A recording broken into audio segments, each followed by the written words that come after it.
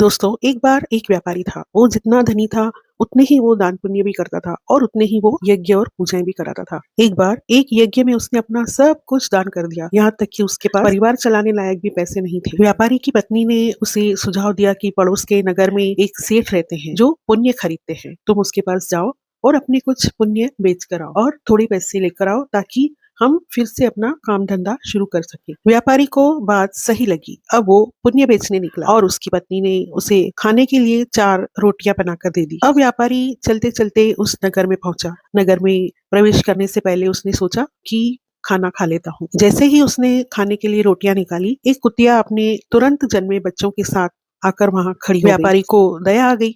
उसने एक रोटी उस कुतिया को खाने के लिए दे दी। अब कुतिया तो भूखी थी, वो पलक झपकते ही रोटी चट कर गई। अभी भी वो भूख से हाँफ रही थी। व्यापारी ने अपनी दूसरी रोटी, तीसरी रोटी और फिर 4 रोटियां उस कुतिया को खिला दी और खुद पानी पीकर उस सेठ के पास पहुंच गया। वहां पहुंचकर व्यापारी ने सेठ से कहा कि वो अपना पुण्य बेचने आया है। सेठ उस समय बहुत बिजी था, तो उसने कहा कि शाम को आना। अब सेठ ने घर जाकर अपनी पत्नी को ये बात बताई।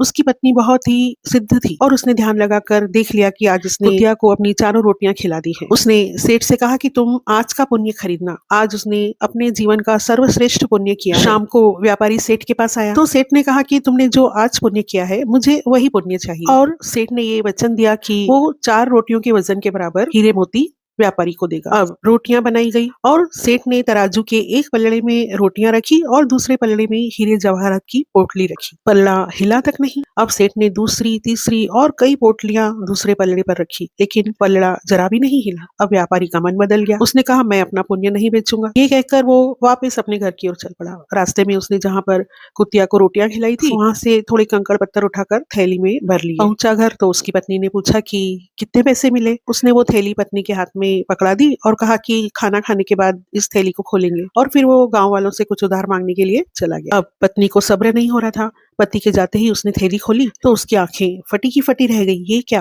वो थैली तो हीरे जवाहरातों से भरी पड़ी है। अब व्यापारी जब घर आया तो पत्नी ने उसके सामने हीरे जवाहरातों की थैली पलट दी और कहा, पुण्यों का इतना अच्छा मोल किसने दिया है? व्यापारी हैरान हो गया। उसने सारी बात अपनी पत्नी को बताई। उसकी पत्नी बहुत पछताई कि उसने अपने पति को पुण्य बेचने के लिए क्यों भेजा। फिर दोनों ने तय किया कि अब इसमें से वो अपना एक व्यापार शुरू करेंगे और व्यापार से जो पैसा मिलेगा वे उसको लोगों के कल्याण में लगा देंगे। तो दोस्तों, इस कहानी से हमें ये सीख मिलती है कि ईश्वर परीक्षा लेता है और परीक्षा में वो सबसे ज्यादा आपके उसी गुण को परखता है जिस गुण पर आपको गर्व होता है। इसलिए जब संघर्ष आए या निगेटिविटी आए तो भी हमें भगवान पर भरोसा रख के हमें सही राह पर चलना चाहिए। दोस्तों, अगर आपको मेरी ये कहानी अच्छी लगी हो तो please like and subscribe my channel.